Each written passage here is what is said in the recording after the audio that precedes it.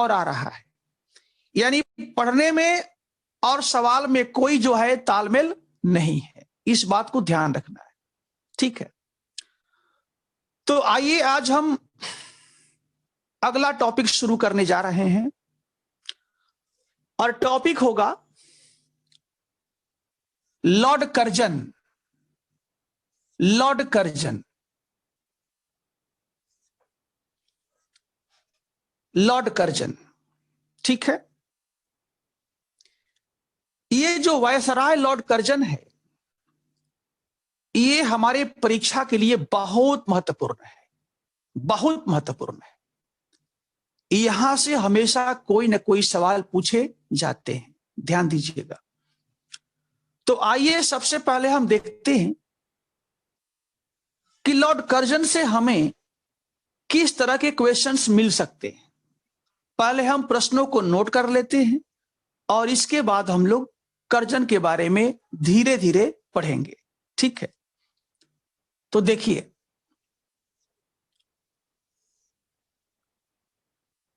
Right, अब देखिए,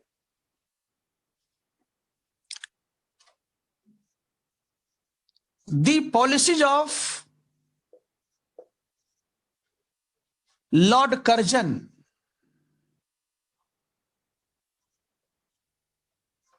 Lord Curzon proved to be a boon for India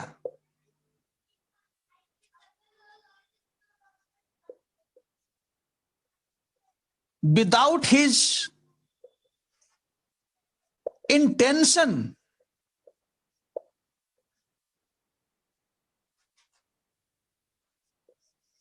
to be comment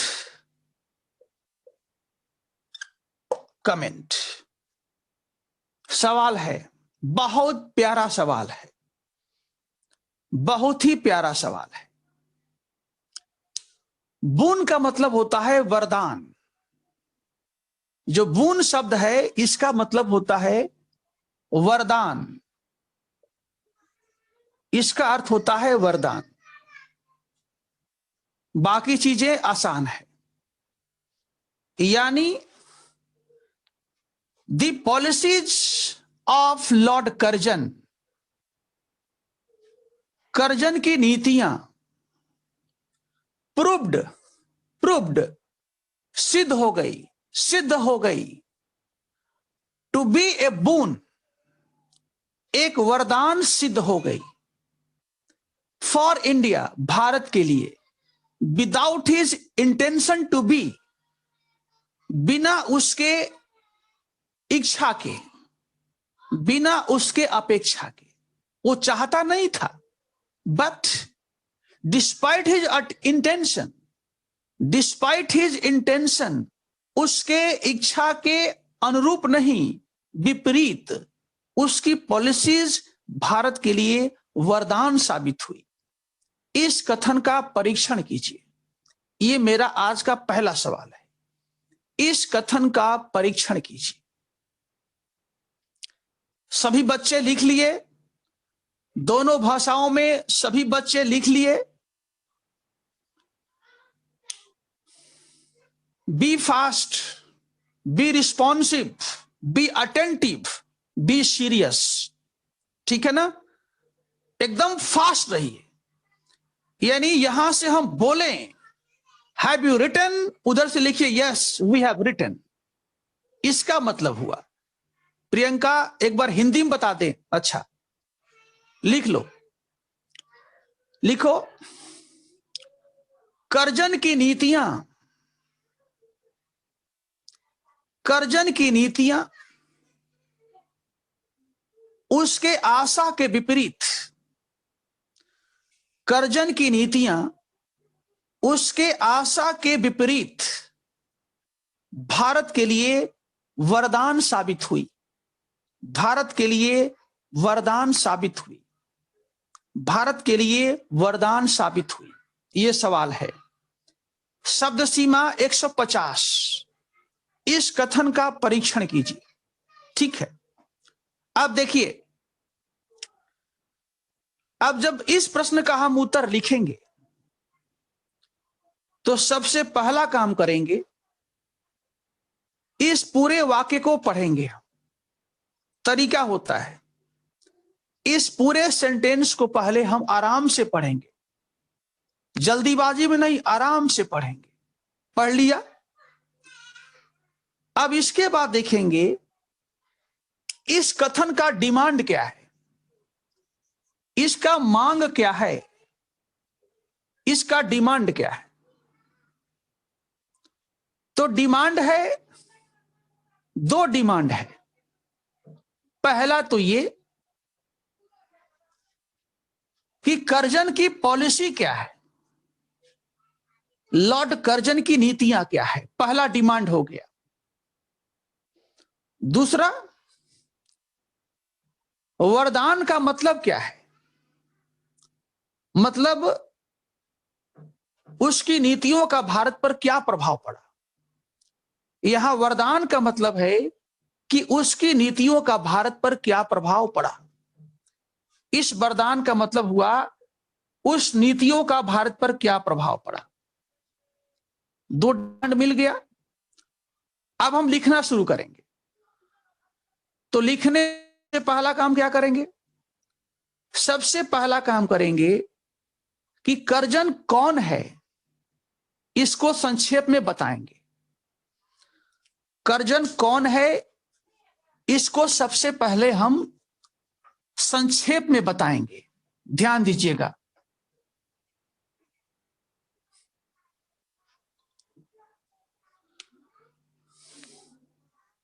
Curzon कौन, संक्षेप में, संक्षेप में पहला। दूसरा, कर्जन का उद्देश्य, संक्षेप में।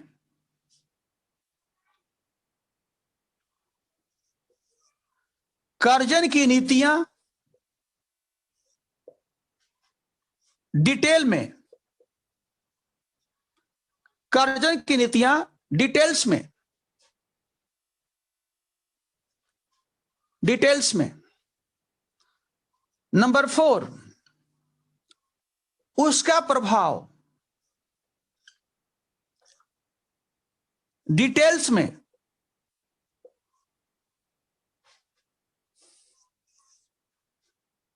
इसके बाद निष्कर्ष, संक्षेप में। यही इस प्रश्न का फ्रेम है।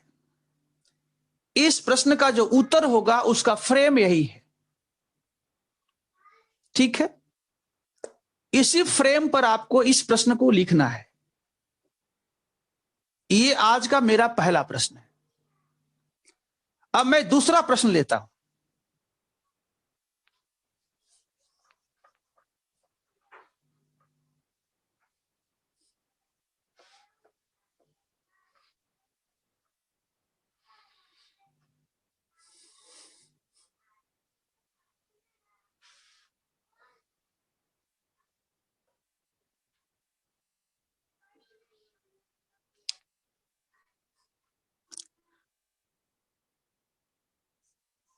Do you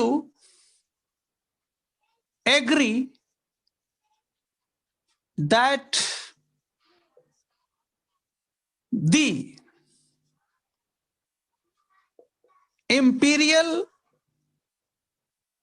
policies of Lord Curzon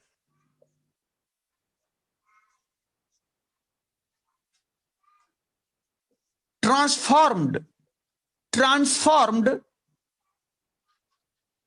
the character of Indian National Congress. 150 शब्द, 150 शब्द, 150 वर्ड्स। बहुत प्यारा प्रश्न, बहुत ही प्यारा, अब बहुत सिंपल, प्यारा भी है सिंपल भी है। ठीक है, ये आज का दूसरा सवाल है हिंदी में।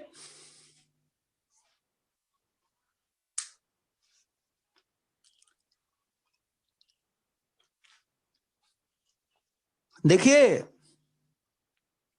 यही काम आएगा बच्चों, यही काम आएगा जो आप कर रहे हो ना, यही काम आएगा और कुछ काम नहीं आएगा। बी फ्रैंक, एक से एक बच्चे पढ़ते हैं, ज्ञान भी उनके पास बहुत है। आप सोचो कि जो बच्चा 5 सालों से तैयारी कर रहा है, उसके पास ज्ञान की कमी नहीं, फिर भी प्री पास नहीं कर पाता है, प्री निकालता है तो मेंस में फंस जाता है। क्यों? तैयारी नहीं। इसलिए ज्ञान कम हो, लेकिन ज्ञान को प्रस्तुत कैसे करना है ये यदि आप जानते हैं, इस कला को जानते हैं, तो परीक्षा तो आपके लिए बहुत ही आसान हो जाता है। और जो हम कर रहे हैं अभी, ये सिविल सेवा की परीक्षा में सबसे महत्वपूर्ण चीज है, क्योंकि एक तीर से कई निशाना लग रहे हैं, एक तीर से कई निशाना। जैसे समझिए आप, ये प्रश्न है, राइट, इसको लिखते हैं तो सबसे पहला फायदा मिलता है कि आपका आत्मविश्वास बढ़ता है, जो सबसे बड़ी चीज है। एक अभ्यर्थी में जो सबसे मूल्यवान चीज होता है वह होता है आत्मविश्वास, कि हम कर सकते हैं। यह सबसे मूल्यवान है। इससे पहले क्या मिलेगा? आत्मविश्वास मिलेगा। दूसरा, समय का मैनेजमेंट कैसा होना चाहिए, यानी कम समय में कितना अच्छा काम करना है, समय प्रबंधन। 2 फायदा, शब्द सीमा का अनुशासन, शब्द सीमा का अनुशासन। आप जान जाएंगे कि आलतू फालतू बातों को नहीं लिखना है। नंबर 3, नंबर 4, आपका समझ डेवलप होगा, समझ। नंबर 4, नंबर 5, आप पढ़ोगे तभी तो लिखोगे। जो बच्चा पढ़ा नहीं हो क्या लिखेगा? यानी कि जब प्रश्न लिखोगे तो वो कहेगा बेटा थोड़ा पढ़ाई कर लो तब लिखो, यानी तुम पढ़ाई भी कर रहे हो। एक तीर से कई निशाना लग रहा है। और यदि केवल पढ़ते हो, इस काम को नहीं करते हो, तो समझ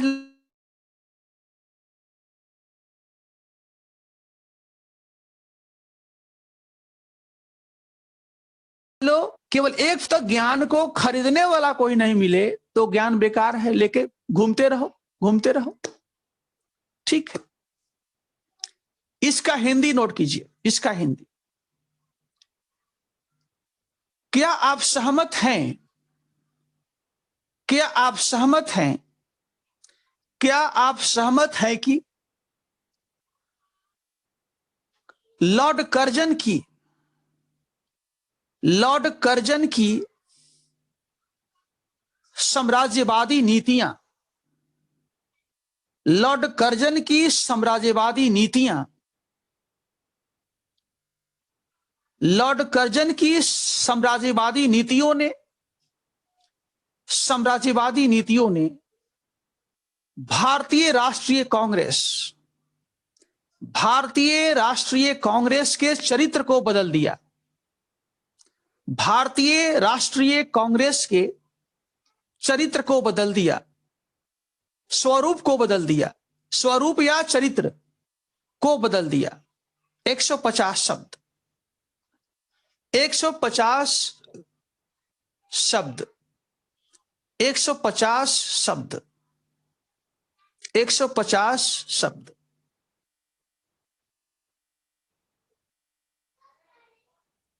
ठीक है, राइट। आप लोग लिख लिए?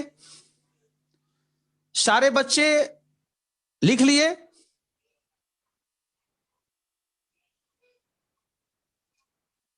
ओके, थैंक यू, ठीक है। अब आइए आप मूल टॉपिक पर।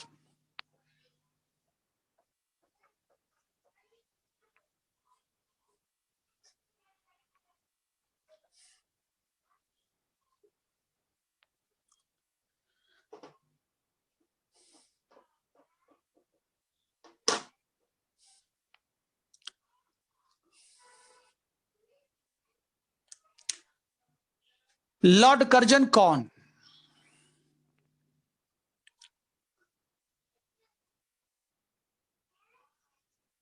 भारत का वायसराय।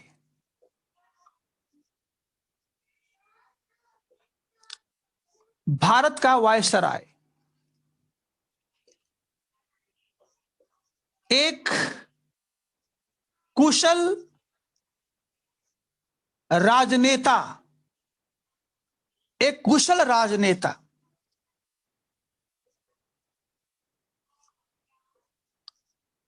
विद्वान,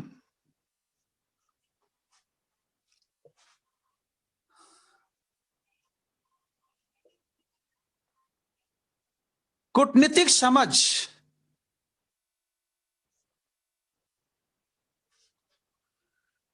सामरिक समझ,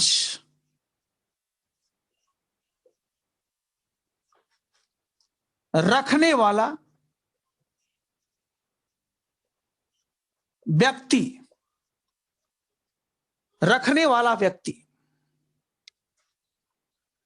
भारत का वायसराय एक कुशल राजनेता, विद्वान, कूटनीतिक समझ, सामरिक समझ रखने वाला व्यक्ति, रखने वाला व्यक्ति। दूसरा पॉइंट,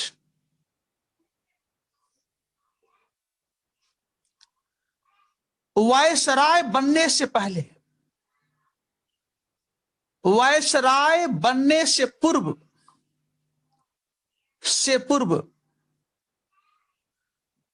कई बार भारत की यात्रा, कई बार भारत की यात्रा, कई बार भारत की यात्रा, वायसराय बनने से पूर्व कई बार भारत की यात्रा। अतः अतः भारत में अभिरुचि,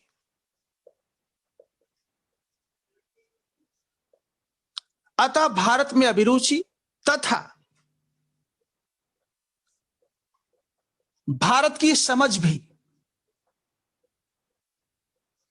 तथा भारत की समझ भी, भारत की समझ भी। देखिए,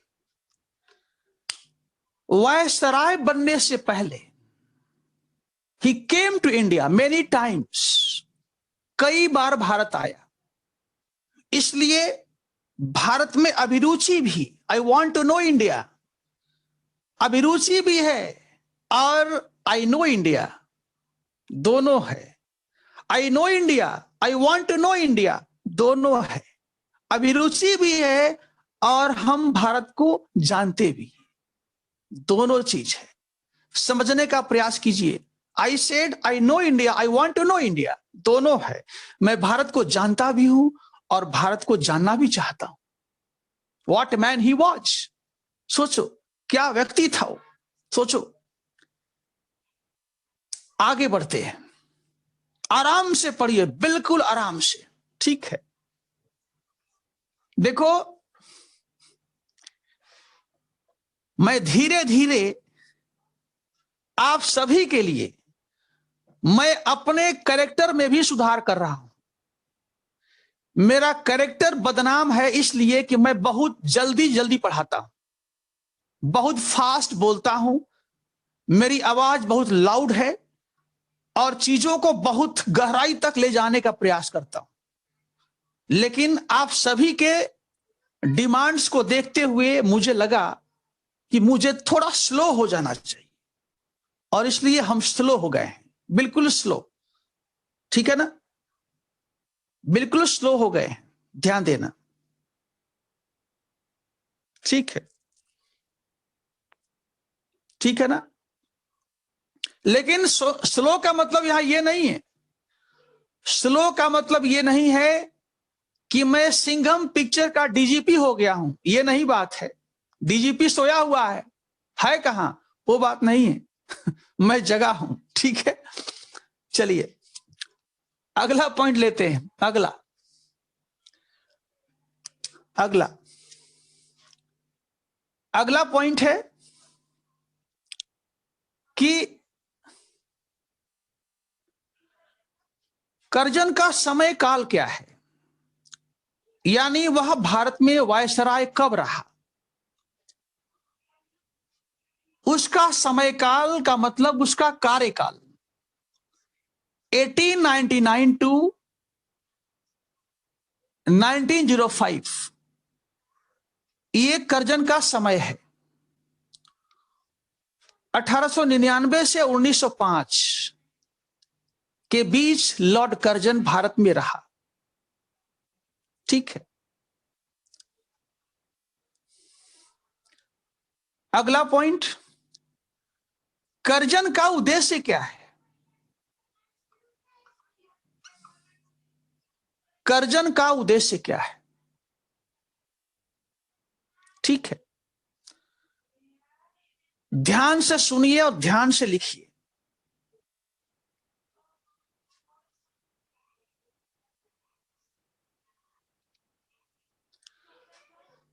लॉर्ड कर्जन कहता है कि भारतीय राष्ट्रीय कांग्रेस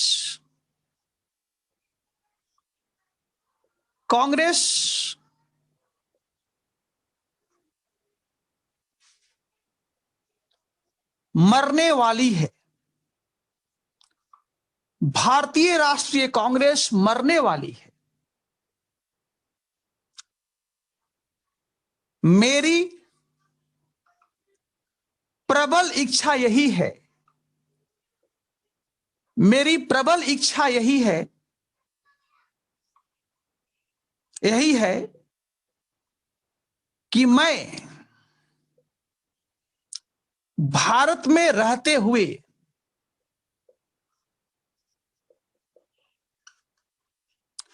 कांग्रेस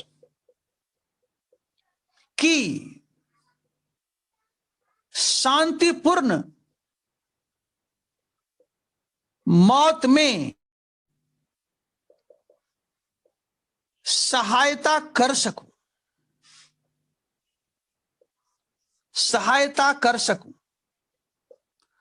सहायता कर सकूं। It was said by Lord Curzon himself. इस कथन को कोई दूसरा नहीं कहता है, इस कथन को खुद कर्जन ने कहा है।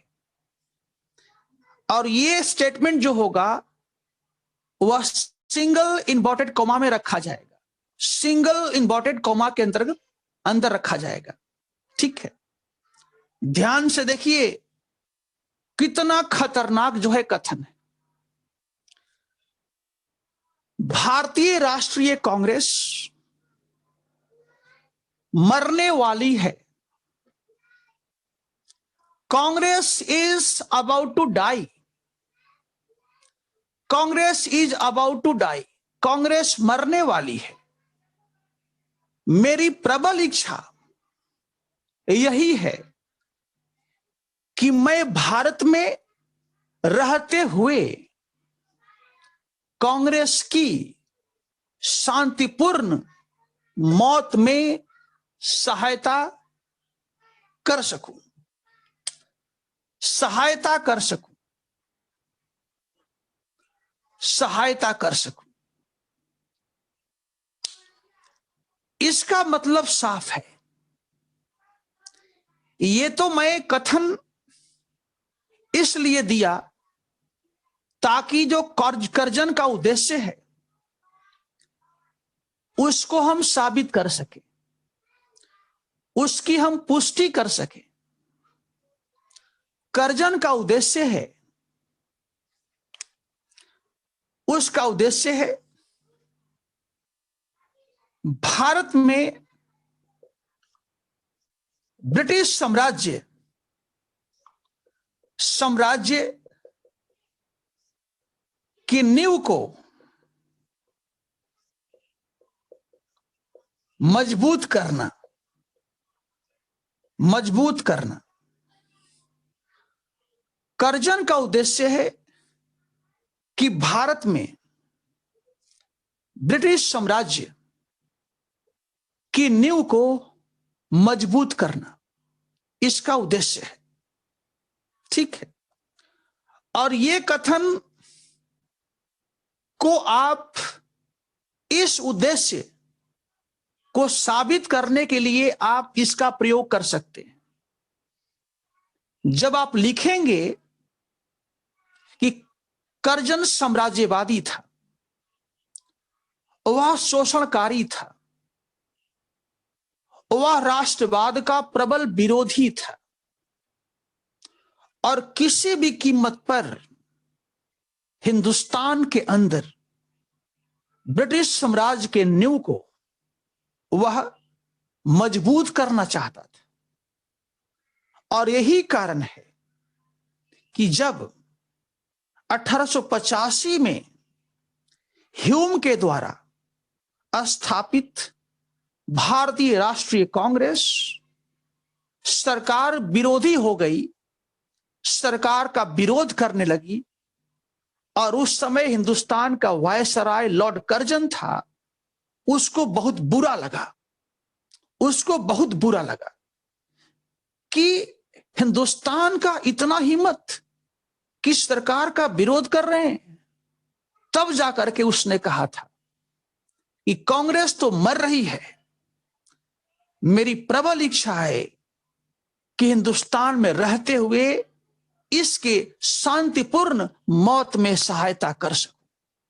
इसका मतलब है कि इसका मतलब है कि Curzon was anti Congress, means anti Indian national movement. सीधी सी बात है।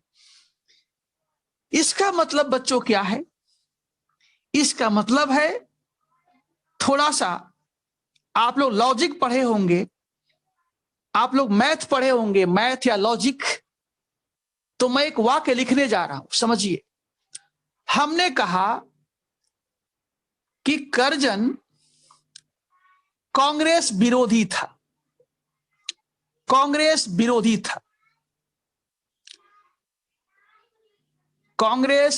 था। इसका मतलब हुआ कि कर्जन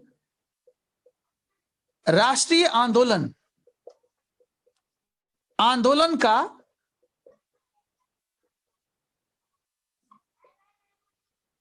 विरोधी था। गणित तो यही कहता है, मैथ यही कहता है। कर्जन कांग्रेस विरोधी था, इसका मतलब कि कर्जन राष्ट्रीय आंदोलन का विरोधी था। क्यों? क्योंकि राष्ट्रीय आंदोलन कौन कर रहा था? कांग्रेस। और जब तुम इसका विरोध करते हो, इसका मतलब तुम इसका भी विरोधी हो। समझ गए?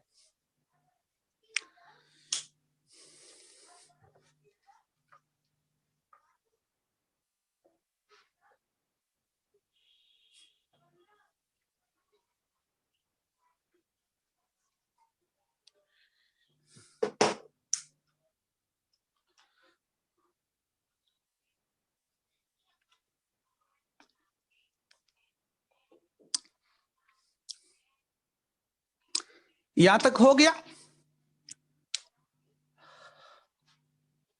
अब अगला प्रश्न है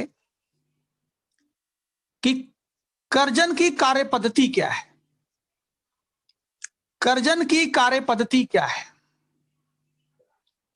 कर्जन की कार्यपद्धति क्या है? उत्तर है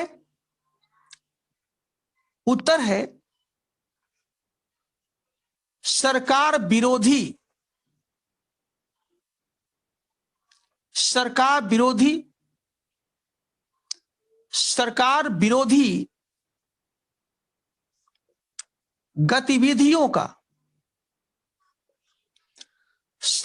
विरोधी गतिविधियों का दमन करना।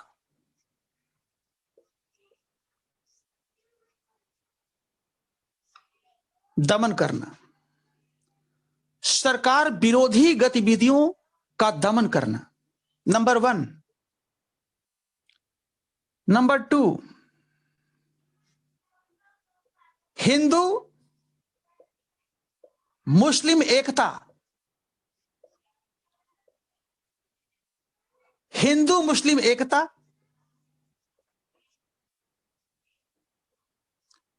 को भंग करना,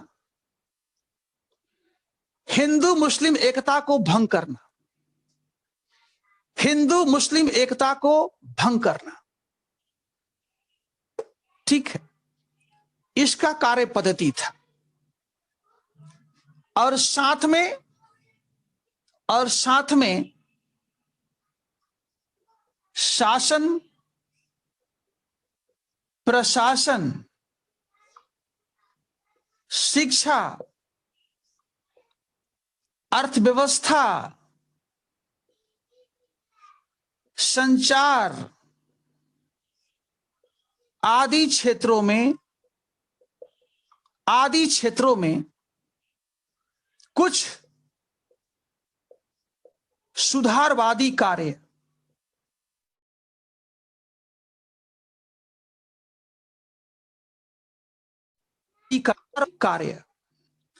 कर्जन की कार्य पद्धति क्या है? सरकार विरोधी गतिविधियों का दमन करना, हिंदू मुस्लिम एकता को भंग करना, हिंदू मुस्लिम में फूट डालना, और साथ ही साथ शासन, प्रशासन, शिक्षा, अर्थव्यवस्था, संचार आदि क्षेत्रों में हां, उजाला आपने कहा बंगाल विभाजन, तो उजाला बंगाल विभाजन को आप ऐसे कह सकते हो कि बंगाल विभाजन के पीछे उसका उद्देश्य क्या था? हिंदू मुस्लिम दोनों के बीच में जो एकता थी उसको समाप्त करना। हम चर्चा करेंगे उसके बारे में। तो ये कर्जन की कार्य पद्धति है, ये कर्जन की कार्य पद्धति है। ठीक है, अब आइए आप कर्जन के कार्य यानी वायसराय के रूप में कर्जन की नीतियों को किस तरह से हम अध्ययन करेंगे। अगला हेडिंग डालिए,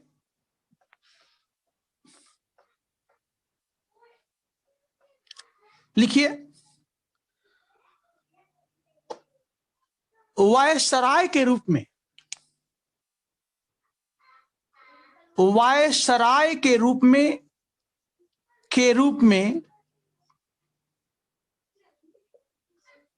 कर्जन की उपलब्धियां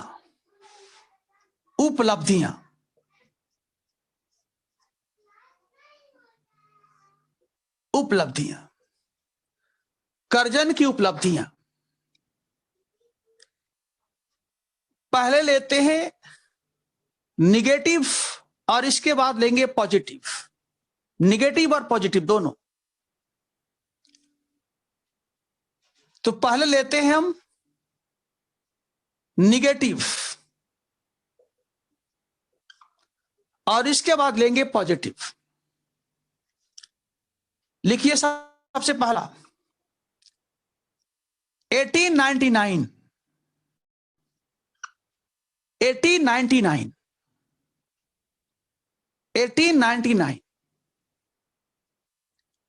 में लॉर्ड कर्जन ने 1899 में लॉर्ड कर्जन के द्वारा कलकत्ता के स्थानीय संस्थाओं पर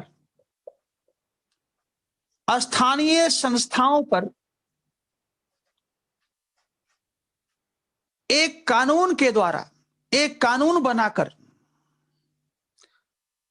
कलकत्ता के स्थानीय संस्थाओं पर एक कानून के तहत सरकारी नियंत्रण को बढ़ा दिया गया। सरकारी नियंत्रण को बढ़ा दिया गया, को बढ़ा दिया गया। सरकारी नियंत्रण को बढ़ा दिया गया। सरकारी नियंत्रण को बढ़ा दिया गया। सरकारी नियंत्रण को बढ़ा दिया गया, पहला पॉइंट। दूसरा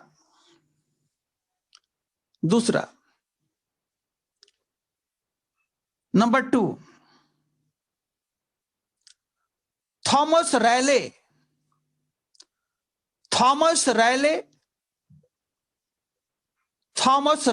के सुझाव पर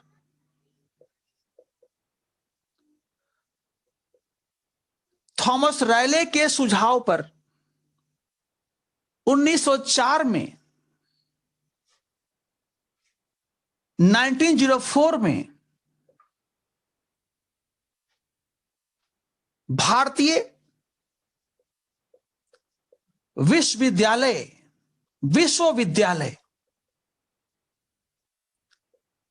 अधिनियम पारित किया गया। अधिनियम पारित किया गया। थॉमस रैले के सुझाव पर 1904 में भारतीय विश्वविद्यालय अधिनियम पारित किया गया, जिसके अनुसार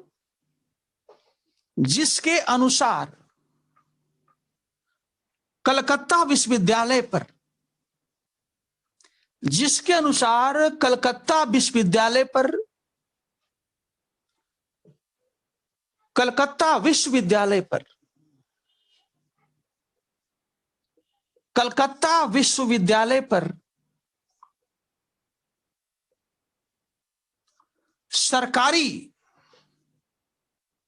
सरकारी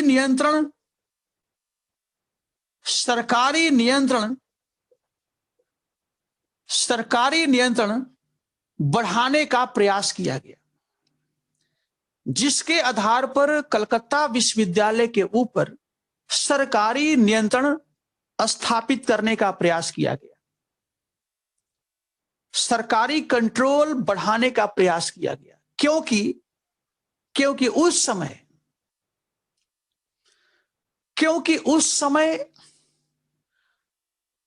कलकत्ता विश्वविद्यालय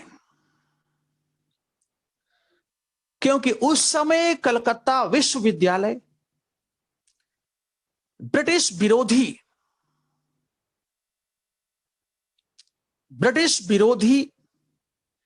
भारतीय राष्ट्रवाद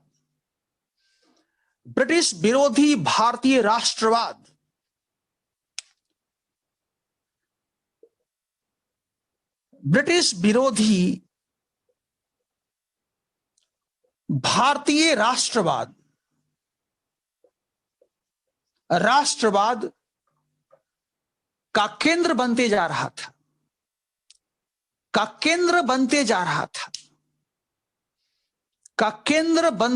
रहा था।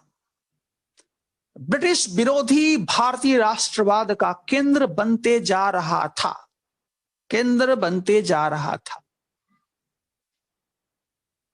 नंबर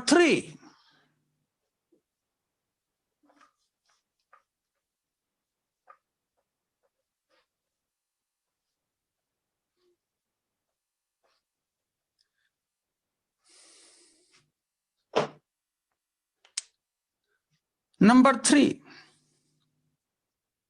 प्रशासनिक असुविधा के नाम पर बंग विभाजन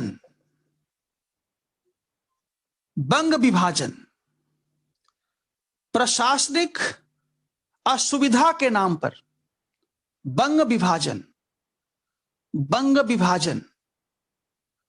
जिसने ब्रिटिश सरकार के खिलाफ जिसने ब्रिटिश सरकार के विरुद्ध राष्ट्रव्यापी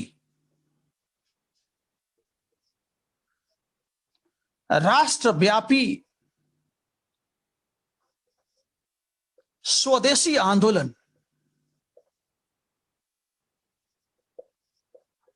को जन्म दिया।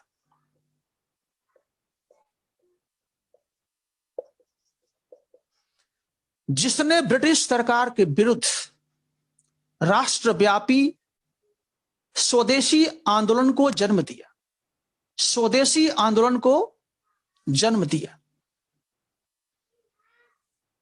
जिसके परिणाम स्वरूप, जिसके फल स्वरूप बाद में ब्रिटिश सरकार को रद्द करना पड़ा, जिसके फलस्वरूप बाद में ब्रिटिश सरकार को इस प्रस्ताव को रद्द करना पड़ा, इस प्रस्ताव को रद्द करना पड़ा, जिसके फलस्वरूप बाद में ब्रिटिश सरकार को इस प्रस्ताव को रद्द करना पड़ा, खड़ी पाई, फुल स्टॉप। ठीक है, देखिए अभी हम लोग बंग विभाजन के बारे में डिटेल्स में नहीं पढ़ेंगे, क्योंकि वह राष्ट्रीय एक आंदोलन का हिस्सा है। स्वदेशी आंदोलन जो है वह राष्ट्रीय आंदोलन का हिस्सा है, तो अभी उसको छोड़ दीजिए। जब उसका समय आएगा तो हम वहां पर डिटेल्स में इसको हम बताएंगे। ठीक है,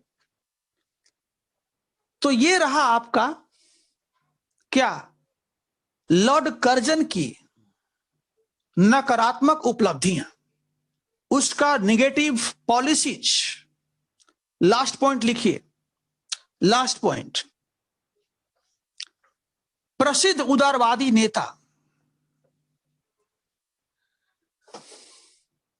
ऐसे लिखना है, कमेंट ऐसे लिख लिया, और इसके बाद एक तीर का निशाना ऐसे, इसके बाद लिखना यहां पर, प्रसिद्ध उदारवादी नेता गोखले ने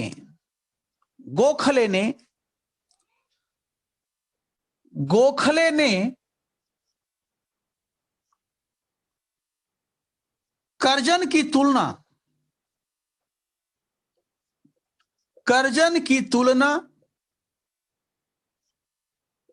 मुगल शासक औरंगजेब से की है,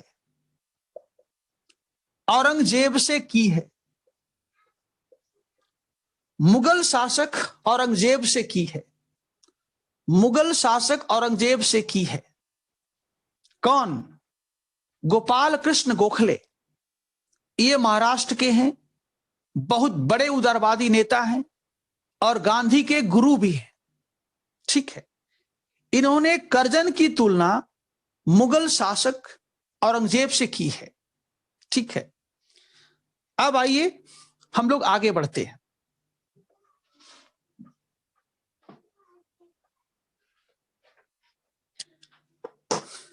अब हम लेंगे कि कर्जन की सकारात्मक नीतियां या रचनात्मक नीतियां या अच्छी नीतियां, जो भी आप लिख सकते हैं।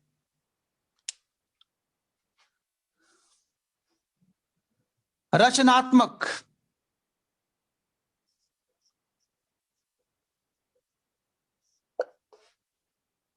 सबसे पहला 1899 और 1900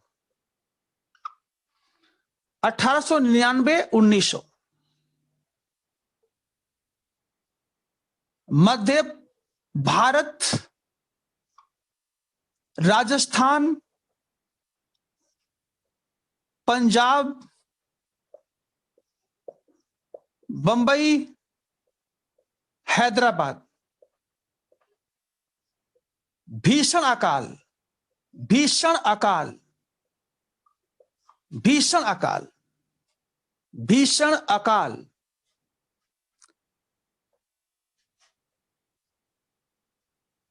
सरकारी मेजर, सरकारी उपाय, सरकारी उपाय, ये नंबर 1 हो गया। ये नंबर 2 सरकारी उपाय, मैकडोनेल कमीशन,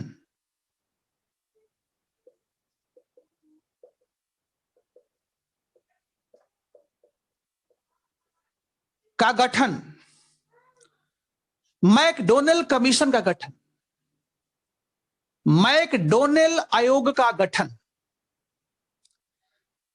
लॉर्ड कर्जन ने क्या किया कि इस अकाल के कारणों को जानने के लिए कि व्हाई डिड इट आकर, ये क्यों आया और सरकार को क्या करना चाहिए, how to help people in this situation, इस कंडीशन में सरकार को क्या करना चाहिए।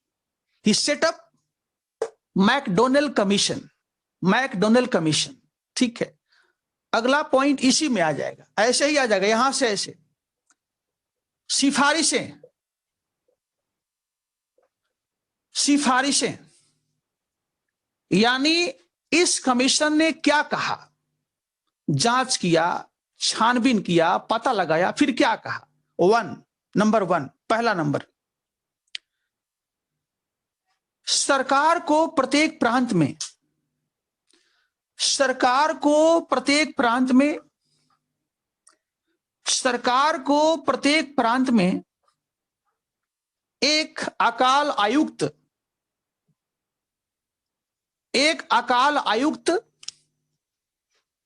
अकाल आयुक्त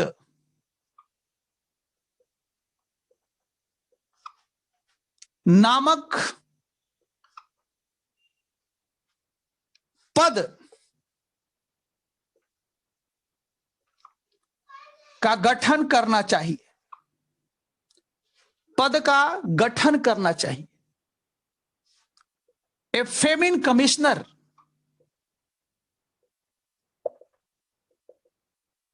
ए फेमिन कमिश्नर,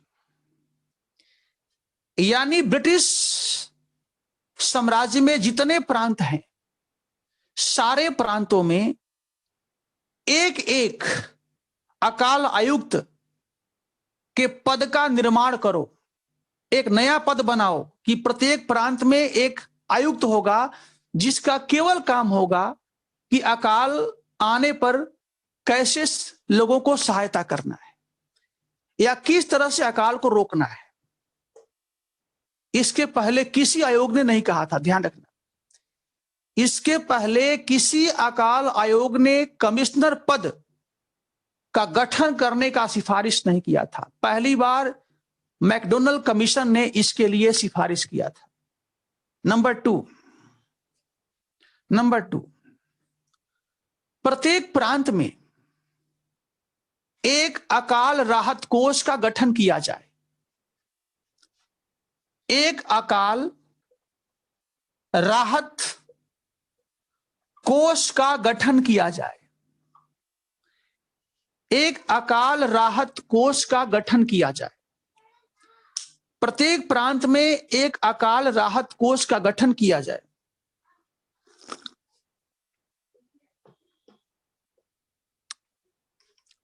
तीसरा पॉइंट, सरकार को संचार के साधन, सिंचाई के साधन, रोजगार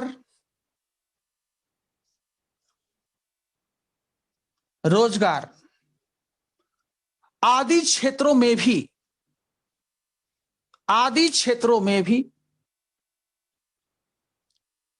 एक बेहतर व्यवस्था का निर्माण करना चाहिए, एक बेहतर व्यवस्था का निर्माण करना चाहिए, एक बेहतर व्यवस्था का निर्माण करना चाहिए। ठीक है,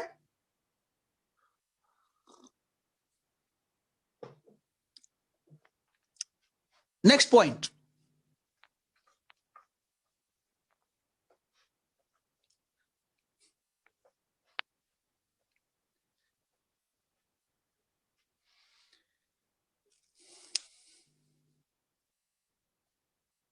मॉनक्रिफ,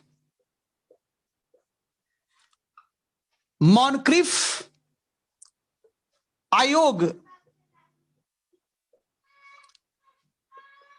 अगला पॉइंट है ये, अगला पॉइंट, ये नया पॉइंट है, ठीक है। आयोग के सुझाव पर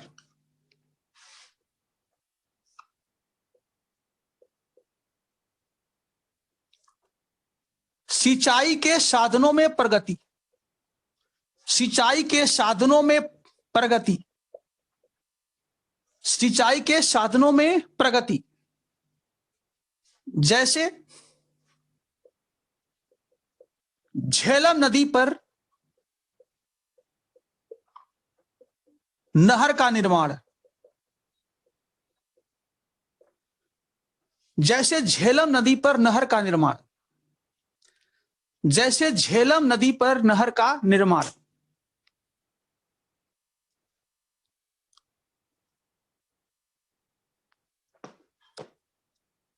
जैसे झेलम नदी पर नहर का निर्माण हो गया। नेक्स्ट,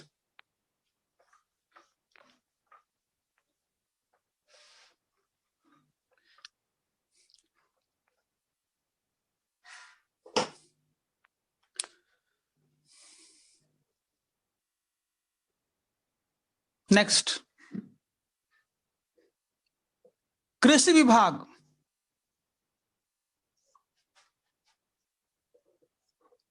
का स्थापना, कृषि विभाग का स्थापना,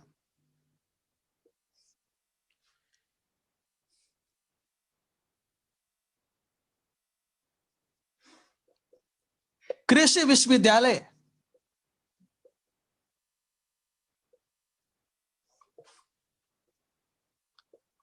का स्थापना, पूसा, पूसा, पूसा 1904 में, ये 1905 में, 1904 में सहकारी उधार समिति अधिनियम, अधिनियम पारित,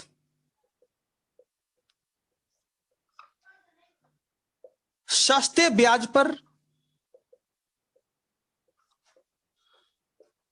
किसानों को ऋण, किसानों को ऋण तथा लालची, लालची साहूकारों से रक्षा, साहूकारों से रक्षा,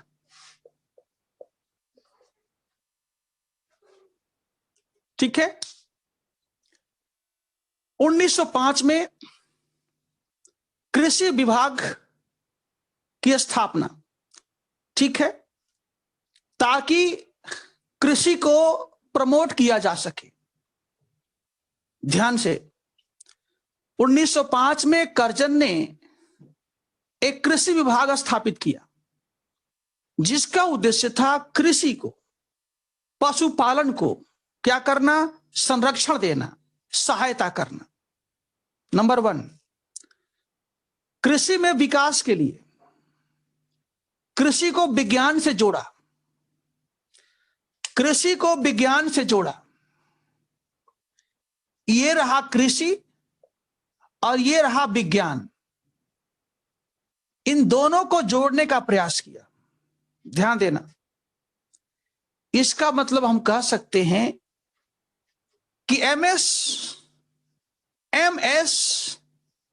स्वामीनाथन से बहुत पहले, स्वामीनाथन से पहले भारत में, एमएस स्वामीनाथन से पहले ही लॉर्ड कर्जन ने अपने समय में कृषि को विज्ञान से जोड़ा था।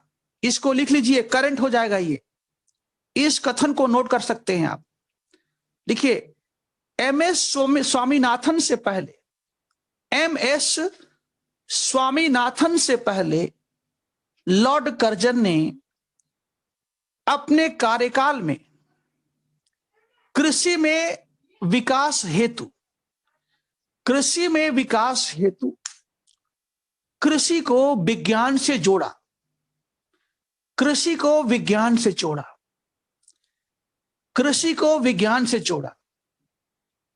सामने डैश, सामने डैश बनाइए और उसके बाद लिखिए पूसा में कृषि विश्वविद्यालय स्थापित, पूसा में कृषि विश्वविद्यालय स्थापित,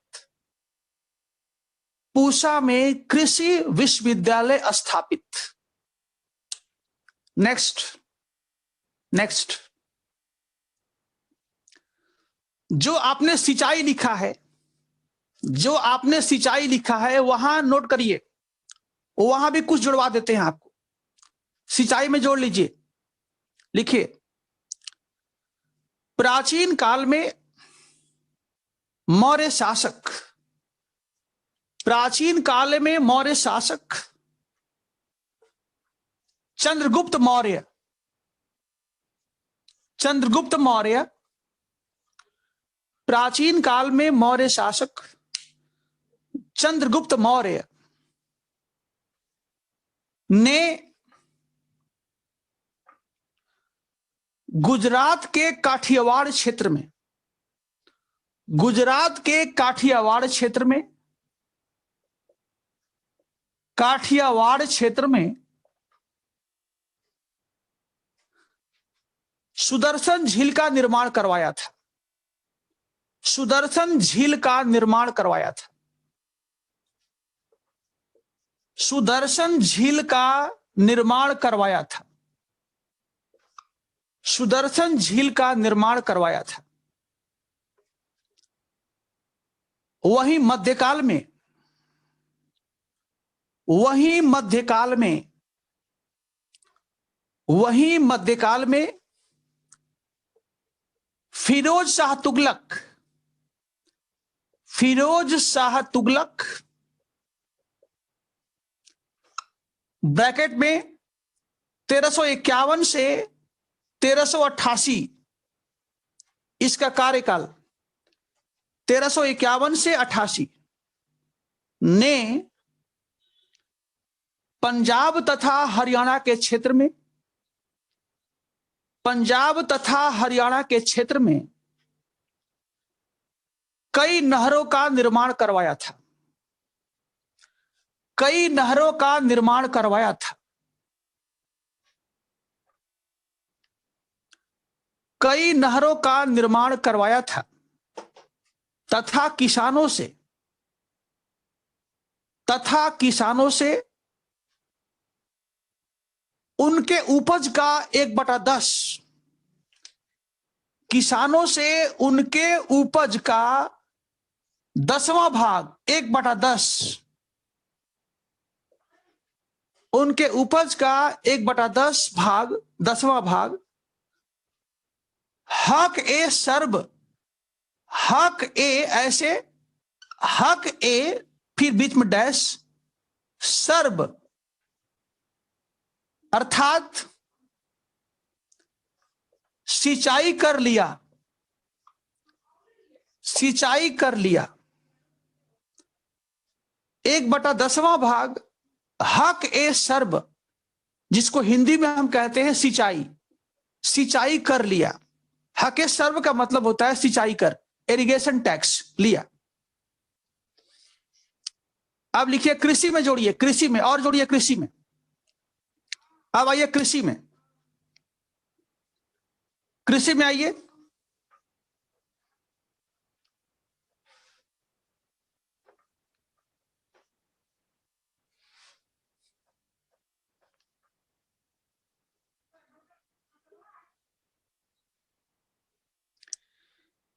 लिखिए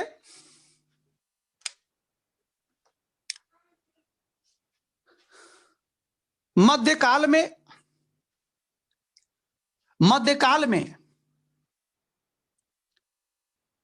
शेरशाह द्वारा जाबती पद्धति, जाबती पद्धति कॉमा अकबर द्वारा आईने दहसाला, आईने दहसाला, आईने दहसाला भी राजकीय स्तर पर, राजकीय स्तर पर कृषि को, राजकीय स्तर पर कृषि को प्रोत्साहन के उद्देश्य से प्रेरित था। कृषि को प्रोत्साहन के उद्देश्य से प्रेरित था। कृषि को प्रोत्साहन के उद्देश्य से प्रेरित था। नेक्स्ट पॉइंट, इसी में नेक्स्ट पॉइंट, कृषि में ही कर्जन से बहुत पहले,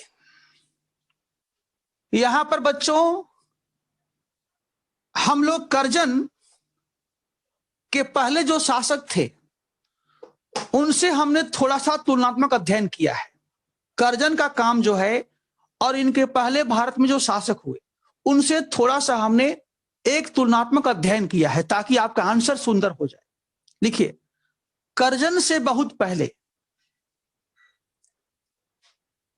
मोहम्मद बिन तुगलक, मोहम्मद बिन तुगलक ब्रैकेट में 325 से 351, 325 से 351, सॉरी 1325 से 1351 ने दीवान ए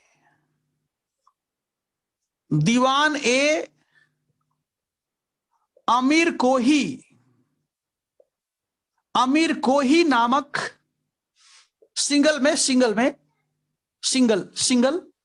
नामक एक कृषि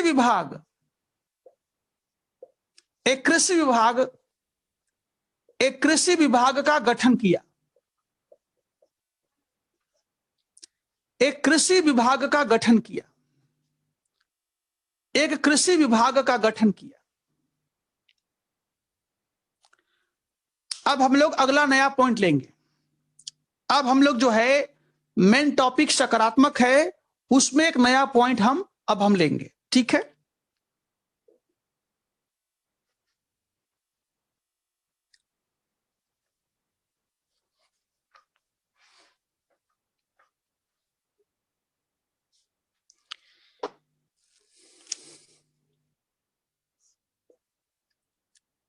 एक औद्योगिक विभाग का गठन, एक औद्योगिक विभाग का गठन,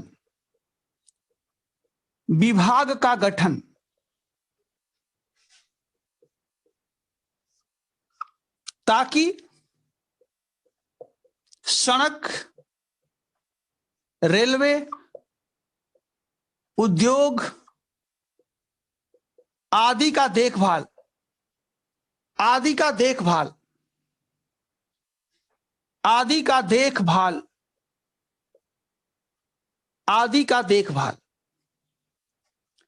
नेक्स्ट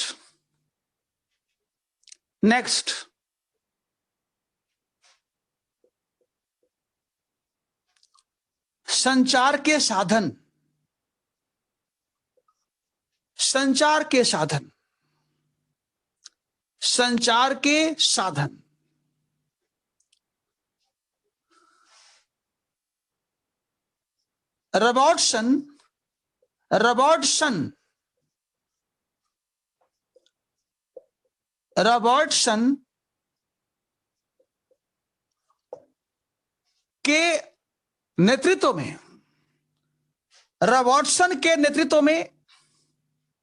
रॉबर्टसन के नेतृत्व में एक रेल आयोग का गठन, एक रेलवे कमीशन का गठन, रॉबर्टसन के नेतृत्व में एक रेलवे आयोग का गठन, एक रेलवे आयोग का गठन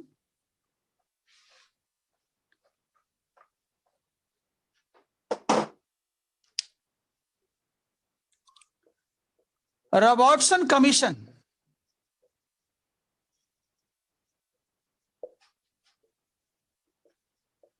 ऑन रेलवे का गठन, जिसके सिफारिश पर एक रेलवे बोर्ड का गठन, एक रेलवे बोर्ड का गठन, एक रेलवे बोर्ड का गठन, एक रेलवे बोर्ड का गठन जो आज वर्तमान में भी, जो आज भी स्थित है, जो आज भी स्थित है, जो आज भी स्थित है। नंबर 2, इसी में नंबर 2 पॉइंट, इसी में नंबर 2 पॉइंट, सबसे अधिक लॉर्ड कर्जन के समय में रेलवे का विकास हुआ। सबसे अधिक लॉर्ड कर्जन के समय में रेलवे का विकास हुआ। रेलवे का विकास सबसे अधिक लॉर्ड कर्जन के समय में हुआ। नेक्स्ट पॉइंट,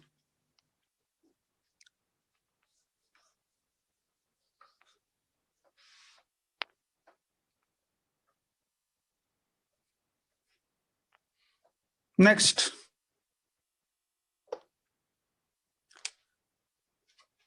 प्रशासन, प्रशासन, एंड्रयू फ्रेजर,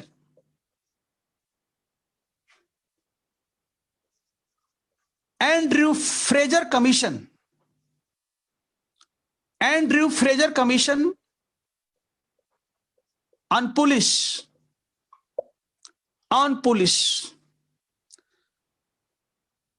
पुलिस में सुधार के लिए एंड्रयू फ्रेजर कमीशन का गठन, पुलिस में सुधार के लिए एंड्रयू फ्रेजर कमीशन का गठन, जिसके सिफारिश पर उच्च पदों पर प्रत्यक्ष नियुक्ति,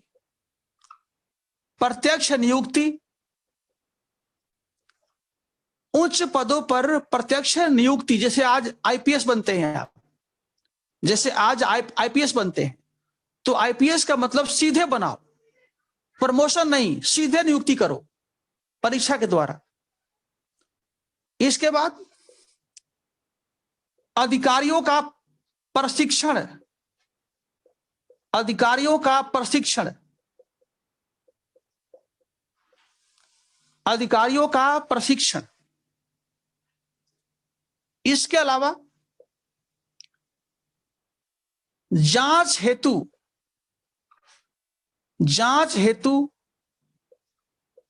सीआईडी का गठन, जांच हेतु सीआईडी का गठन, क्रिमिनल इन्वेस्टिगेशन डिपार्टमेंट, इन्वेस्टिगेशन के लिए एक केंद्रीय जांच विभाग का गठन, क्रिमिनल इन्वेस्टिगेशन डिपार्टमेंट का गठन। ये सारा सिफारिश जो दिया गया फ्रेजर कमीशन के द्वारा, ठीक है, जिसे कर्जन ने स्थापित किया था पुलिस में सुधार लाने के। नेक्स्ट पॉइंट,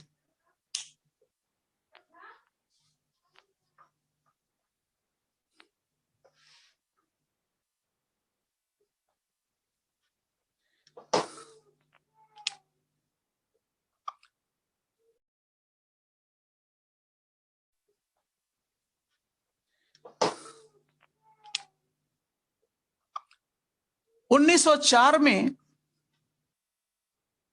भारतीय स्मारक स्मारक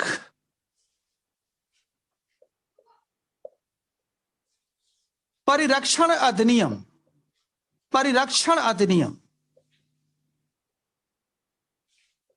अधिनियम 1904 में भारतीय स्मारक परिरक्षण अधिनियम पारित, जिसका उद्देश्य भारतीय प्राचीन सांस्कृतिक धरोहरों को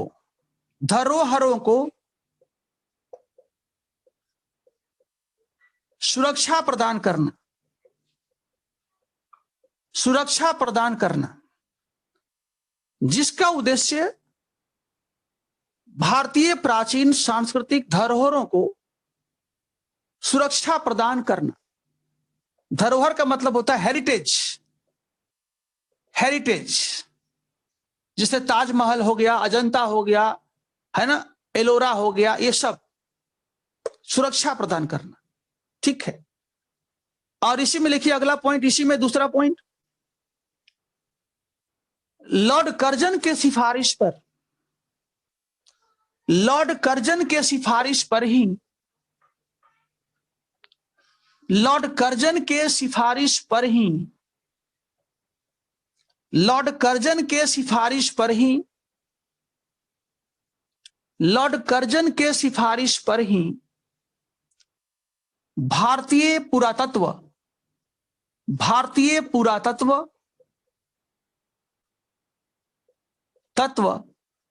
विभाग स्थापित,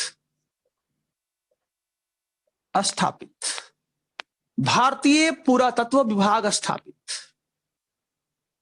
जिसने सैंधव घाटी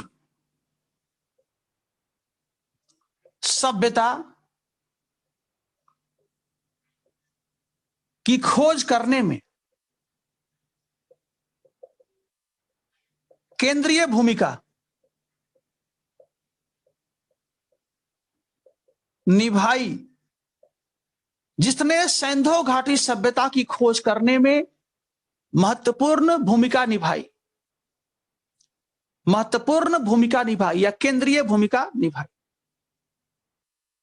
ठीक है, राइट। तो ये आपका रहा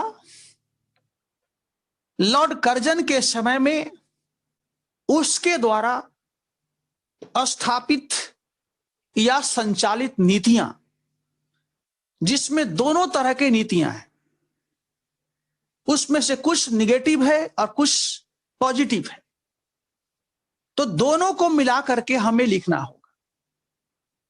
लेकिन निष्कर्ष में क्या लिखेंगे आप? निष्कर्ष में आप ये बताएंगे कि कुछ सुधारवादी नीतियों के बावजूद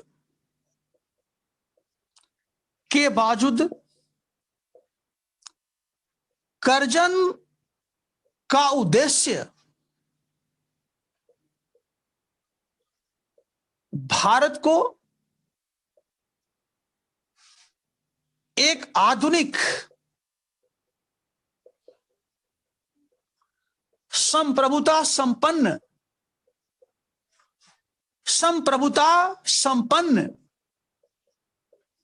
राष्ट्र बनाना नहीं था, बल्कि लंबे अवधि तक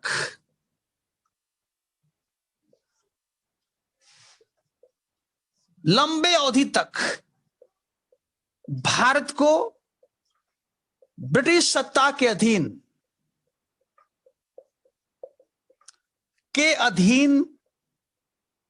रखना था। यही इसका कंक्लूजन होगा, यही इसका निष्कर्ष होगा। कुछ सुधारवादी नीतियों के बावजूद, ये बावजूद है, बावजूद कुछ सुधारवादी नीतियों के बावजूद कर्जन का उद्देश्य भारत को एक आधुनिक संप्रभुता संपन्न राष्ट्र बनाना नहीं था, अपितु या बल्कि लंबे अवधि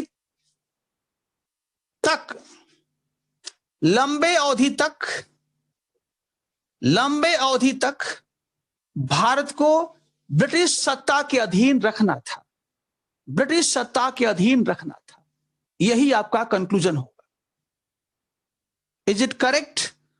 तो ये आपका जो है एक और चैप्टर समाप्त हुआ कि ब्रिटिश काल में भारत में आने वाले प्रसिद्ध गवर्नर जनरल एवं वायसराय।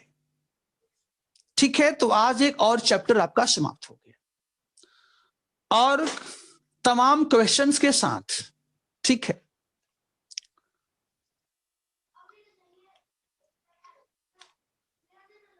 ठीक है, तो आइए अब हम लोग बिना विराम किए हुए, क्योंकि समय हमारे पास बहुत कम होता है, मात्र 2 घंटे का समय होता है और 2 घंटे में बोलना भी है, समझाना भी है, लिखवाना भी है, नेट भी देखना है, कहीं नेट छूट ना जाए, है ना। तो तमाम तरह की समस्याएं होती है। तो बिना विराम किए हुए अब हम आपके सामने और आपके साथ अगले टॉपिक के बारे में बात करेंगे। ठीक है,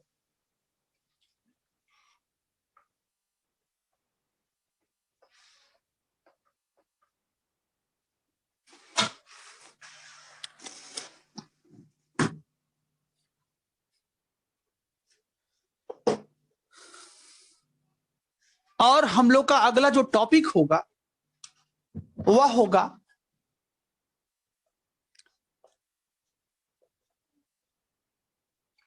ब्रिटिश सरकार की आर्थिक नीतियां। ब्रिटिश सरकार की आर्थिक नीतियां, ब्रिटिश सरकार की आर्थिक नीतियां। ठीक है, देखिए आपको ऐसे समझना है कि सरकार क्या है? साम्राज्यवादी है। सरकार साम्राज्यवादी है। सरकार क्या है? उपनिवेशवादी है। उपनिवेशवादी है। ध्यान दीजिए, अब देखिए इन दोनों शब्दावली, यहां पर 2 शब्दावली है, शब्दावली 2 है। शब्दावली क्या है? 2 यहां पर है, एक ये हो गया और एक ये हो गया। जब दोनों शब्दावली का परिभाषा करेंगे आप, इनको परिभाषा देंगे आप, इनको डिफाइन करेंगे, डिफाइन जो करेंगे तो इनके परिभाषा में जो सार तत्व निकलकर आएगा जो सार तत्व निकलकर आएगा वह होगा शोषण करना। वह होगा शोषण, यानी कि एक्सप्लॉइटेशन, शोषण। वह शोषण होगा। ध्यान दीजिएगा, इसको कहते हैं सबजुगेशन, इसको कहते हैं एक्सप्लॉइटेशन।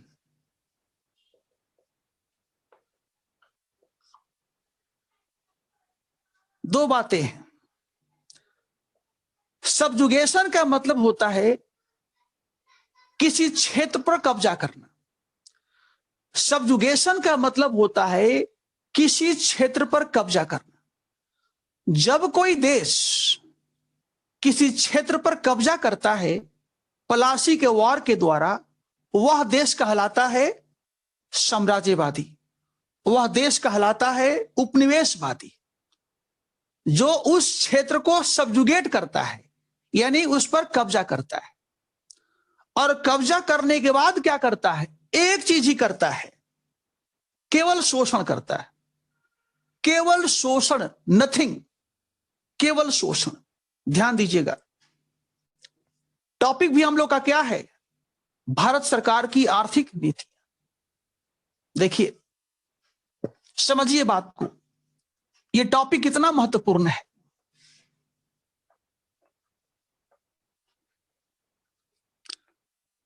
आप देखिए, बस 1 मिनट का समय दीजिए, सारी चीजें क्लियर हो जाएगी। मैंने कहा शोषण करना, किसी के क्षेत्र को इसलिए छीना जाता है, किसी के क्षेत्र को पलासी के द्वारा इसलिए कब्जा में लाया जाता है ताकि उसका शोषण किया जा सके। और शोषण को ही करने के लिए, शोषण को ही आराम से करने के लिए सरकार क्या करती है? ये रहा प्रशासन, ये रहा सेना, ये रहा पुलिस, ये रहा न्याय, ये रहा संचार के साधन, ये रहा शिक्षा, और ये रहा कुछ समाज में, धर्म में सुधार। ये जितना भी आप देख रहे हैं ना, ये जितना भी देख रहे हैं, आपको देखने में अच्छा लगेगा, देखने में सुनने में अच्छा लगेगा। ये जितना भी आप आल जाल देख रहे हैं, आल जाल एक देहाती शब्द है, आल जाल, है ना? देखिए, ये जितना भी आप आल जाल देख रहे हैं, इसका एक मात्र उद्देश्य है शोषण। शोषण, ये सब, ये जो नेटवर्क देख रहे हैं, नेटवर्क, ये सब नेटवर्क है। ये सारा नेटवर्क एक ही जगह जाता है, शोषण। प्रशासन बेहतर, सुनिए, प्रशासन बेहतर, सेना से सुरक्षा, पुलिस से सुरक्षा, न्याय से थोड़ा सा न्याय, क्या होगा? शांति। शांति तो शोषण आराम से होगा, बिना शांति के शोषण नहीं होगा।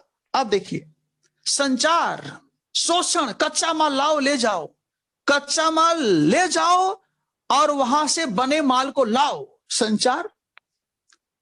शिक्षा, सॉरी, शिक्षा, शिक्षा, एजुकेशन को थोड़ा सा डेवलप करो। क्यों? क्योंकि tie, jeans, T shirt, English भाषा, फिर संस्कृत को कौन पूछता है? संस्कृत तो बेकार भाषा है, बंगाली बेकार है, ये गंवार है, अनपढ़ है, इसको तो अंग्रेजी बोलने नहीं आता है। What is this? एजुकेशन। समाज अच्छा आदमी है, देखो इसने सती प्रथा को समाप्त कर दिया, ये तो हमारा बहुत अच्छा आदमी है। इसके पहले जो भी राजा थे वो महिलाओं को जलाते थे, ये देखो महिलाओं को बचा रहा, अच्छा राजा है। Win the heart of the people, win the heart of the people, win the heart of the people. यहां के लोगों के हृदय को जीतो। कैसे? Improvement, reform and then exploitation. First reform, then win their heart and then exploitation. पहले सुधार करो, फिर उनके हृदय को जीतो और फिर उनका शोषण करो। यही है, और इसी के बारे में आप पढ़ने जा रहे हो, इसी के बारे में आप अध्ययन करने जा रहे हो। तो पहले क्या होगा? पहले विस्तार हुआ, आपने पढ़ा विस्तार, बंगाल, मराठा, पंजाब, मैसूर, हैदराबाद, पूरा हिंदुस्तान, अब विस्तार हो गया। विस्तार के बाद क्या होगा? शोषण होगा। तो आइए, ब्रिटिश सरकार की आर्थिक नीतियां, इसी के बारे में हम लोग पढ़ेंगे, ठीक है? अब देखिए, इस टॉपिक में सबसे पहले हम चाहते हैं कि जो जो सब टॉपिक आएगा इसके अंतर्गत जो सब टॉपिक आएगा हम चाहते हैं उसको पहले इंगित कर लिया जाए, उसका संकेत कर लिया जाए, अब फिर हम एक एक को लेंगे। तो आइए टॉपिक नंबर 1, इसमें पहला जो सब टॉपिक होगा उसको हम कहते हैं ब्रिटिश भूराजस्व व्यवस्था। भूराजस्व व्यवस्था, यह पहला टॉपिक हो गया, यानी लैंड रेवेन्यू सिस्टम।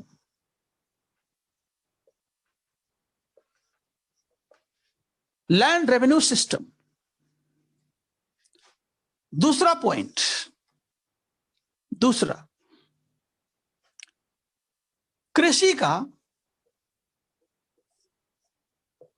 वाणिज्यीकरण। कृषि का वाणिज्यीकरण। कृषि का वाणिज्यीकरण। कृषि का वाणिज्यीकरण यानी commercialisation of agriculture. Commercialisation of agriculture.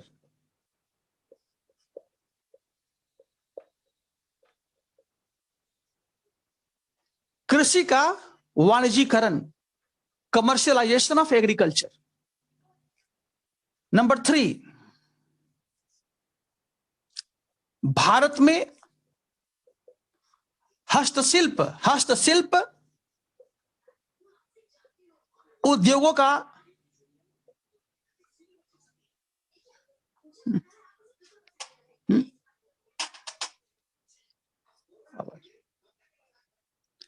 Bharat में हस्तशिल्प उद्योगों का विनाश। विनाश यानी decline of Indian handicraft industries. Indian handicraft industries, Bharat में हस्तशिल्प उद्योगों का विनाश। नंबर 4, भारत में आधुनिक उद्योगों का विकास। आधुनिक उद्योगों का विकास। भारत में आधुनिक उद्योगों का विकास। 5वां, धन का निष्कासन।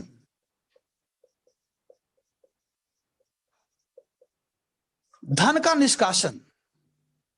धन का निष्कासन। 6ठा, रेलवे का विकास। रेलवे का विकास। रेलवे का विकास। रेलवे का विकास। रेलवे का विकास। ठीक है, यानी इतना टॉपिक हमारे सामने आ गए। ठीक है,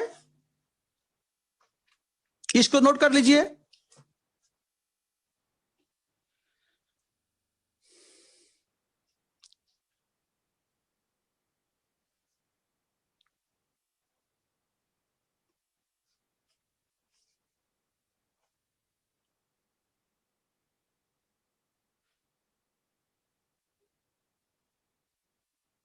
हो गया है?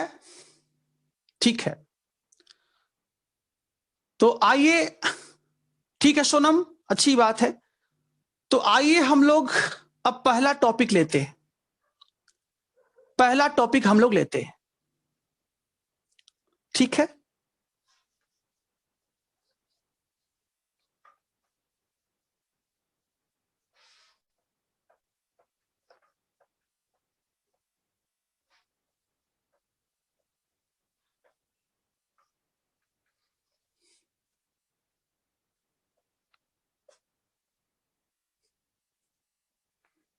पहला टॉपिक हम लोग लेते हैं।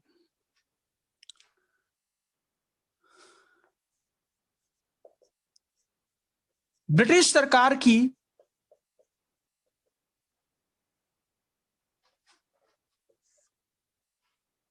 भू राजस्व नीतियां, ब्रिटिश सरकार की भू राजस्व नीतियां, ब्रिटिश सरकार की भू राजस्व नीतियां। इसमें सबसे पहला हमारा पॉइंट होगा कि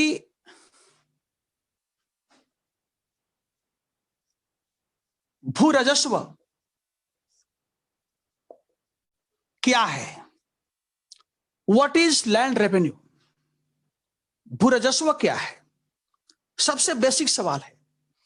देखो, किसी टॉपिक को पढ़ना हो तो सबसे पहले उसके बेसिक को समझिए, बिल्कुल बेसिक। एबीसी क्या है?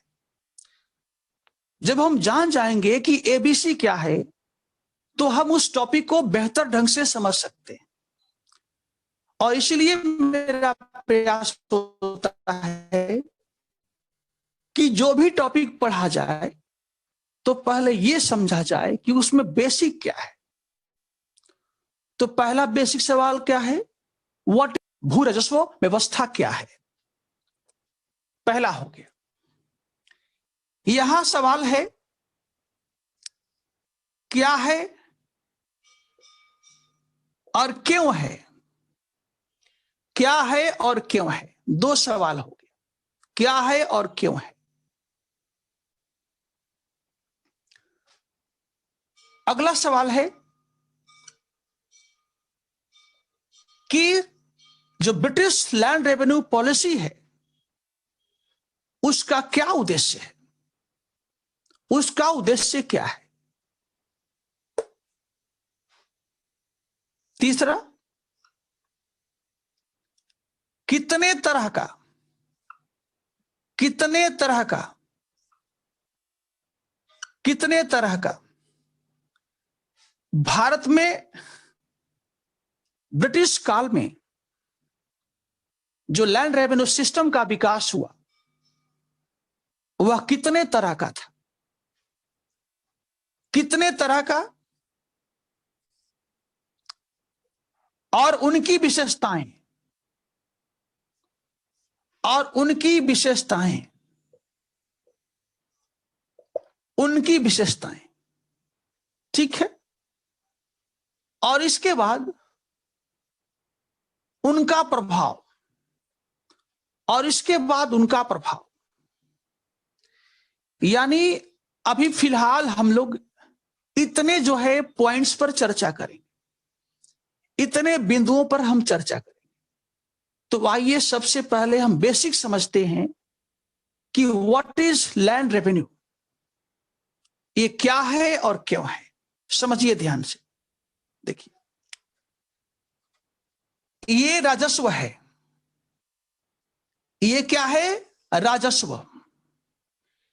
इसमें भू जोड़ देंगे, इसमें भू जोड़ देंगे तो ये हो जाएगा भू राजस्व। भू हटा देंगे तो केवल हो जाएगा राजस्व। राजस्व यानी जो रेवेन्यू है वह केवल भू से ही नहीं आता है, केवल जमीन से ही नहीं आता है, भूमि से ही नहीं आता है। भूमि के साथ ही साथ उद्योगों से आता है, खाद्यान्नों से आता है, आपके आय से आता है, आपकी संपत्ति से आता है, हर जगह से रेवेन्यू आता है। यहां शब्दावली क्या है? भू राजस्व। तो सबसे पहले हम क्या करते हैं कि जो राजस्व है उसको परिभाषित करते हैं।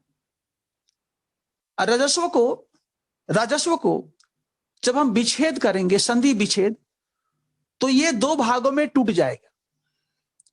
एक भाग हो गया राजा और दूसरा हो गया अश्व।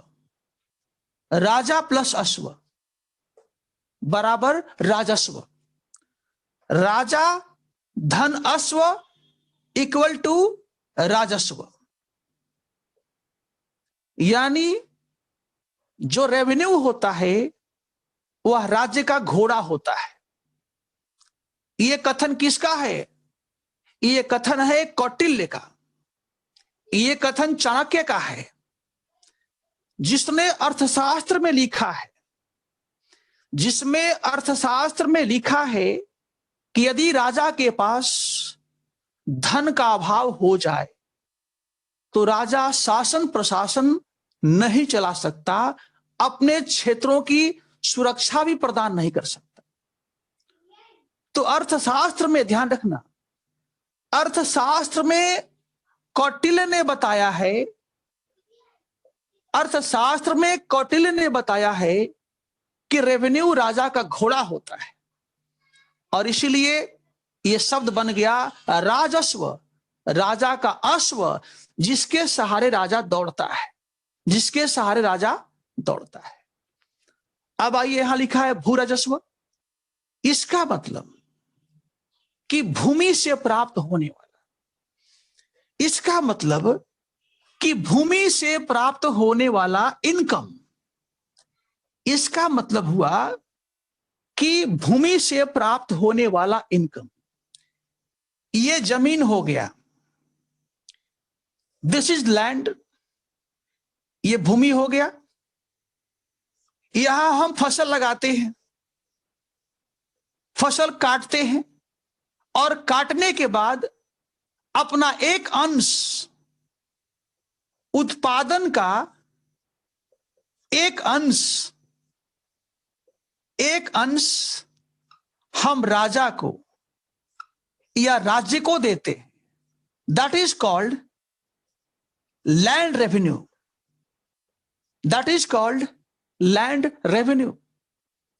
इस भूमि का एक भाग, a part of production from this land, इस भूमि से होने वाले उत्पादन में से एक हिस्सा निकालकर जब हम राजा को देते हैं, लीजिए सर, लीजिए राज्य को देते हैं, दैट बिकम्स भू राजस्व, लैंड रेवेन्यू।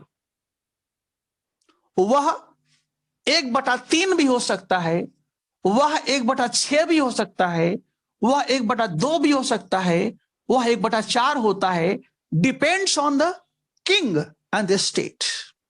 ये डिपेंड करता है कि राजा कैसा है। राजा प्यारा है तो कहेगा बच्चा तुम 1/6 दो, राजा अच्छा है कहेगा 1/3 दो। राजा जब हो जाएगा अलाउद्दीन खिलजी, राजा जब हो जाएगा अलाउद्दीन खिलजी तो कहेगा 1/2 दो, और राजा जब कर्नवालिस हो जाएगा तो कहेगा सब दे दो। राजा जब कर्नवालिस रहेगा तो कहेगा सब दे दो, मर जाओ। समझ गए? This is called land revenue system, इसको कहते हैं लैंड रेवेन्यू सिस्टम कहते हैं। अब मेरा दूसरा सवाल, है, दूसरा सवाल है, और यह सवाल का उत्तर आप बताएंगे।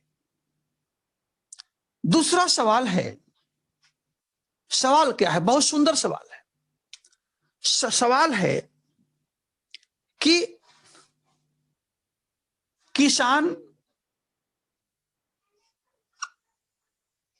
राज्य अथवा राजा को उत्पादन का एक अंश क्यों देता है? क्यों देता है बताइए। किसान राज्य अथवा राजा को, ठीक है सोनम, बहुत बढ़िया, राजा को क्यों देता है? और दूसरा सवाल है, यदि दूसरा सवाल है यदि किसान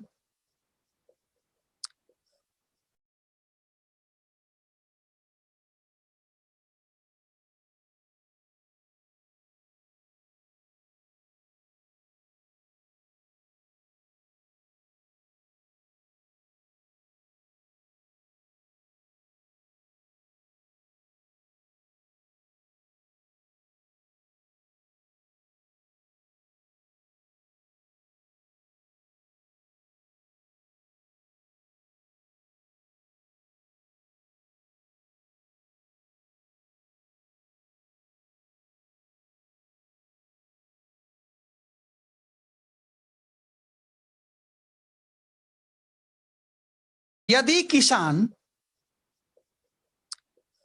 इसे न दे, इसे न दे, इसे न दे, तो राजा या राज्य क्या कर सकता है? क्या करेगा? क्या करेगा?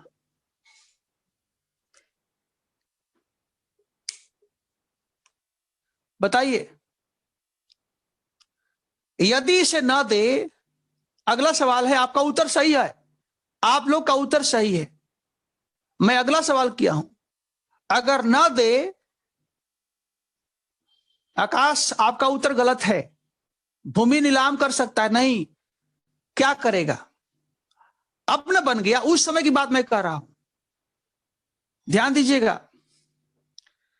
राजा या राज्य, ध्यान से, राजा या राज्य यदि, सॉरी, किसान यदि राजा या राज्य को, ठीक है, सही बोल रहा है सोनम, सही बोल रही हो, बिल्कुल सही, बिल्कुल सही बोल रही हो।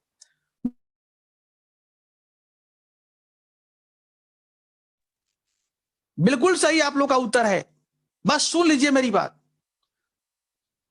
यदि किसान राजा अथवा राज्य को रेवेन्यू नहीं देगा, तो इसे राजद्रोह माना जाएगा। इसे क्या माना जाएगा? राजद्रोह माना जाएगा। इसे माना जाएगा राजद्रोह, राजद्रोह माना जाएगा। ठीक है, मैंने कहा कि इसे माना जाएगा सेडिशन, इसका हिंदी होता है राजद्रोह, राजद्रोह। और आपके ऊपर मुकदमा चलाया जा सकता है, और आपके ऊपर मुकदमा चलाया जा सकता है। हां बिल्कुल बाजुरा, बिल्कुल तुम सही कह रही हो, सुविधा वो दे रहा है, देना तो पड़ेगा आपको। लेकिन याद करो बच्चों, देखो, दिमाग इतना शार्प रखो, शार्प, चीजों को जोड़ना घटाना। मैं क्या बोला? हमने कहा कि यदि आप सरकार को लैंड रेवेन्यू नहीं देते हैं, इसका मतलब कि आप राजद्रोह कर रहे हैं और आपके ऊपर मुकदमा चलाया जा सकता है। इसीलिए गांधी ने शुरुआती दौर में देखोगे कि जब गांधी जी 1920-22 में असहयोग आंदोलन चला रहे थे, उस समय किसानों से नहीं कहा कि तुम सरकार को कर मत दो। किसानों ने कहा कि हमें कर भी नहीं देना है क्या? गांधी ने कहा नहीं, आपको कर देना होगा। और जब 1930 में गांधी ने सविनय अवज्ञा आंदोलन शुरू करी, तो उस समय कहा कि अब समय आ गया है कि आपको अब सरकार को कर भी नहीं देना है। लोगों ने कहा कि राजद्रोह नहीं है क्या? गांधी ने कहा कि बिल्कुल नहीं। लोगों ने कहा क्यों? तो गांधी ने कहा कि जो राज्य गलत नियमों पर खड़ा है, जिसका नींव ही गलत है, उसके खिलाफ बगावत करना कहीं से भी विद्रोह नहीं है, बल्कि आपका कर्तव्य है। तो यहां पर दो बात हो गई। पहला तो ये, आप सभी ने सुंदर बात कहा कि राजा को, राज्य को किसानों से उनके उपज का एक भाग 1/6, 1/3, 1/2, 1/4 एनी वन ऑफ दिस लेने का अधिकार है, क्योंकि राजा या राज्य किसानों को राजकीय सुरक्षा संरक्षण प्रदान करता है और इसीलिए उनको देना चाहिए। यदि वे नहीं देते हैं, इसका मतलब कि वे लोग अपने नैतिक अथवा धार्मिक जो उनका दायित्व है, उसका निर्वहन नहीं कर रहे हैं। क्योंकि ध्यान रखो, क्योंकि सुनो, बताते और बताते, क्योंकि अब यहां मैं नहीं बोलूंगा, यहां मैं नहीं बोलूंगा, यहां मैं बुलवाऊंगा एक आदमी से। एक आदमी से बुलवाऊंगा और जिसका नाम है R C Dutt. R C Dutt, R C Dutt, ये आईसीएस ऑफिसर हैं। ये आईसीएस ऑफिसर हैं जिन्होंने 1903 में एक किताब लिखा, जिन्होंने 1903 में एक किताब लिखा जिसका नाम है the economic history of India. सोचिए, यह किताब प्रकाशित हुई 1903 में। आरसी दत्त आईसीएस ऑफिसर हैं और बाद में कांग्रेस के उदारवादी नेता बनते हैं। ध्यान रखना, आरसी दत्त जो है आईसीएस नौकरी जब कर लिए, इसके बाद ये कांग्रेस में शामिल हो गए। और पता है 1885 में जब कांग्रेस हम लोग स्थापित किए, उसके स्थापना करने वालों में ये भी थे। इनका भी हाथ था। जो कांग्रेस बना उसमें इनका भी हाथ था। ध्यान दीजिएगा। अब ये क्या कहते हैं, सुनिए। ये कहते हैं ये सूरज है। देखो, ये सूरज हो गया और ये जमीन पर जल है। जमीन पर जल है। ये पृथ्वी हो गया, अर्थ हो गया, ये सूरज हो गए। आरपी दत्त क्या कहते हैं कि सूरज जमीन से पानी लेते हैं, ये वाटर लेते हैं जमीन से, ये जमीन से वाटर को लेते हैं। सूरज जमीन से वाटर लेते हैं और उसे बैक कर देते हैं in the form of rain. इस वाटर को ये सूरज भगवान जो है उधर से रेन बना करके, RAIN, रेन, वर्षा बनाकर दे देते। ठीक उसी तरह से राजा या राज्य किसानों से कर तो लेता है, लेकिन उस कर को आपको ही देता है। कैसे? सिंचाई के साधन, मनरेगा देता है, संचार के साधन देता है, बुढ़ा व्यक्ति के लिए, महिलाओं के लिए, दलितों के लिए, गरीबों के लिए, बच्चों के लिए, विद्यार्थियों के लिए अलग अलग तरह के स्कीम्स देता है। आपके ही पैसा से देता है। यदि आप पैसा नहीं देंगे, तो सोनम ने सही कहा कि पैसा नहीं देंगे तो सरकार डेवलपमेंट का काम कैसे करेगी? वो कहां से लाएगी? उसके पास कोई पेड़ थोड़े लगा है। कोई पेड़ तो है नहीं, चलो भाई तोड़ लो तोड़ लो। ये 2000 वाला पेड़ है, ये 500 वाला है, ये 20 रुपए वाला है, चलो तोड़ लो। कुछ नहीं। whatever we give to the government returns back। सरकार को हम जो भी देते हैं, सरकार उसे क्या करती है? रिटर्न बैक करती है। ठीक है, तो ये आपका हुआ what is land revenue system. और दूसरा कि why does a peasant give land revenue to the government. सरकार को लैंड रेवेन्यू क्यों देता है? ठीक है, मुझे लगता है कि समय हम लोग के पास खत्म हो गया है। क्या समय खत्म हो गया है? ठीक है,